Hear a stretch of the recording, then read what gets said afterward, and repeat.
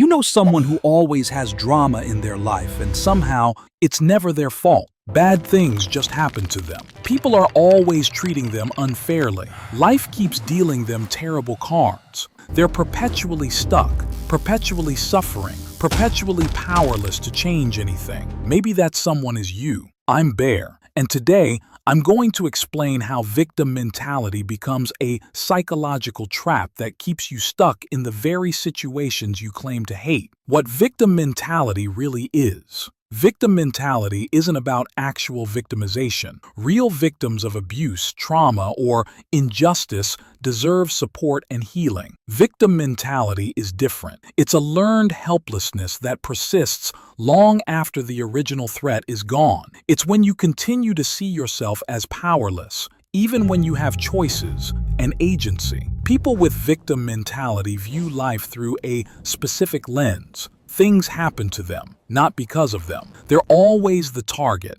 never the participant. External forces control their destiny while they remain innocent bystanders to their own life story. This perspective becomes addictive because it provides powerful psychological benefits that keep you trapped. The hidden rewards. Victim mentality persists because it pays psychological dividends. First, it absolves you of responsibility. If everything is someone else's fault, you never have to examine your own choices or behavior. You're off the hook for fixing your life because you didn't break it. This feels safer than acknowledging your role in creating or maintaining problems. Second, it generates sympathy and attention. People feel sorry for victims. They offer help, advice, and emotional support. For someone starved for attention or connection, victim status becomes a reliable way to get needs met without asking directly. The sympathy feels like love, even when it's really pity. Third, it provides moral superiority. Victims are good people who suffer unfairly. Perpetrators are bad people who cause suffering. This creates a simple worldview where you're always on the righteous side of any conflict. You get to feel morally elevated without actually doing anything virtuous. The learned helplessness loop. Psychologist Martin Seligman discovered learned helplessness through experiments where subjects stopped trying to escape painful situations even when escape became possible. Humans do the same thing. After repeated experiences of actual powerlessness, some people generalize that feeling to all situations, even when they actually have control. Victim mentality becomes a self-fulfilling prophecy. When you believe you're powerless, you stop taking action. When you stop taking action, bad situations continue or worsen. When situations don't improve, it confirms your belief that you're powerless. The cycle reinforces itself, creating exactly the helplessness you fear. The external locus of control. People with victim mentality have what psychologists call an external locus of control. They believe their life outcomes are determined by luck, fate, or other people's actions.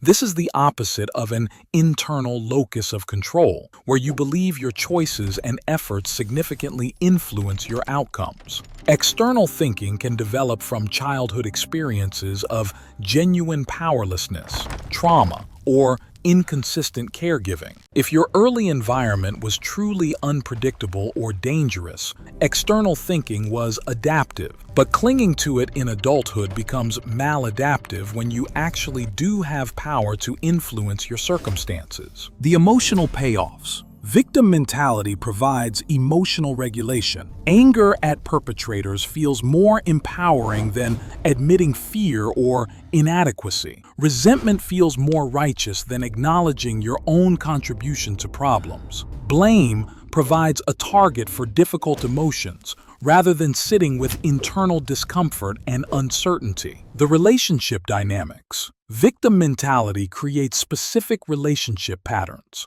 You attract rescuers who want to help and fix you. Initially, this feels good because you get attention and care, but rescuers eventually become frustrated when you don't improve despite their efforts. They realize you're addicted to the problem, not interested in solutions. Victim mentality costs you agency, growth, and genuine relationships. When you're perpetually powerless, you can't learn from mistakes or build confidence through overcoming challenges. You remain emotionally immature because you never develop problem-solving skills or resilience. It also costs you authenticity. Instead of owning your full human experience, including your flaws and mistakes, you present a sanitized version where you're always innocent. This prevents real intimacy because people can't connect with someone who won't be honest about their humanity. The difference from healthy processing. There's a crucial difference between processing legitimate grievances and victim mentality. Healthy processing acknowledges hurt, seeks understanding, and moves toward healing or action.